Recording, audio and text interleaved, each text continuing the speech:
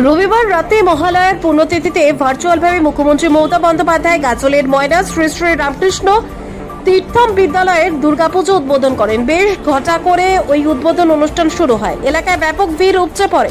উপস্থিত ছিলেন গাজলের বিডিও সুদীপ্ত বিশ্বাস, গাজল থানার আইসি আশিস কুঞ্জ, মালতীপুর বিধানসভা বিধায়ক রহিম বক্সি, গাজল পঞ্চায়েত সমিতির সভাপতি মোজাম্মেল হোসেন, পশ্চিমবঙ্গ সরকারের ভূমি ও ভূমি সংস্কার উদ্যাস্ত ত্রাণ রাজ্যের চেয়ারম্যান রঞ্জিত সরকার, মালদা জেলা পরিষদের সদস্য সাগরিকা সরকার, বিশিষ্ট সমাজসেবী রাজকুমার সরকার, বিশিষ্ট সমাজসেবী বিধানচন্দ্র রায় সহ অন্যান্যরা। জানা গিয়েছে এদিন মহালয়া ছিল। গোটা রাজ্য জুড়ে একাধিক পুজো মণ্ডপ উদ্বোধন করেন মুখ্যমন্ত্রী। এদিন গাজলের ময়না সেই তালিকায় ছিল। এদিন গাজল থেকে ময়না শ্রী শ্রী রামকৃষ্ণ তীর্থমে জোর প্রস্তুতি শুরু হয়েছে।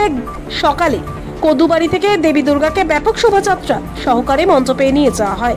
অতিথিদের আপ্যায়ন এবং সংবর্ধনা দেওয়া হয়। চেয়ারম্যান রঞ্জিত সরকার বলেন, আজ ভার্চুয়ালভাবে মুখ্যমন্ত্রী মমতা বন্দ্যোপাধ্যায় পুজো উদ্বোধন করেন। আমরা খুবই খুশি।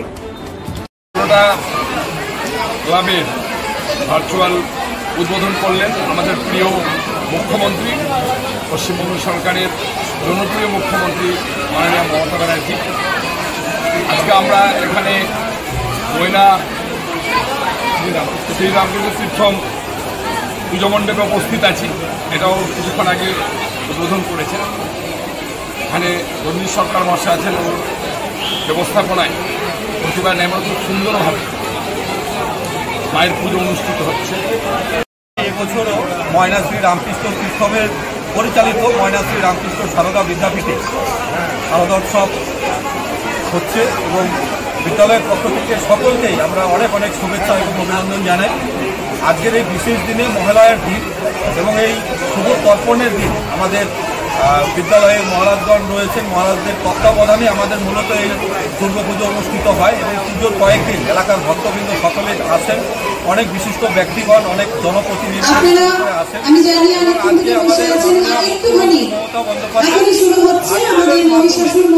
ভার্চুয়ালের মাধ্যমে আমাদের কিছুক্ষণ আগেই আমাদের এই পুজোর শুভ উদ্বোধন করলেন এবং আজকে আমাদের এখানে বস্ত্র বিতরণ একটি প্রোগ্রাম রয়েছে এবং পাশাপাশি প্রসাদেরও ব্যবস্থা রয়েছে এবং মহারাজগঞ্জ যেভাবে আমাদের নির্দেশ দিচ্ছেন আমরা সেইভাবে মিশন মঠের যে বৈদিক যে পাঠ তার মাধ্যমে শুভ সূচনা হয়ে থাকে এবং বিশুদ্ধ সিদ্ধান্ত পঞ্জিকা মতে আমাদের এই পুরো পুজোটা অনুষ্ঠিত হবে। আমরা সকলকেই এই পুজোর কয়েকদিন আমাদের এখানে আসার জন্য বিভিন্ন সাংস্কৃতিক অনুষ্ঠান রয়েছে। বিদ্যালয়ের ছাত্রছাত্রীরা অংশগ্রহণ থাকে এবং বালিকা বিদ্যালয় আমাদের রয়েছে, তারাই এখানে অংশগ্রহণ বেশি করে থাকে। তো সার্বিকভাবে এই শারদীয় উৎসবের এই কয়েকটা দিন সকলকে আমরা আমন্ত্রণ জানাই।